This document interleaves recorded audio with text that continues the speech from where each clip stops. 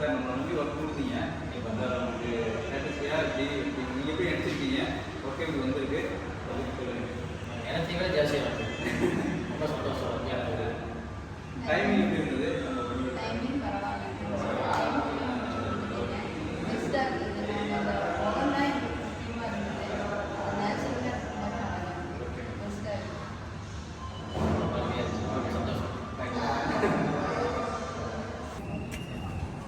சந்தோஷம்.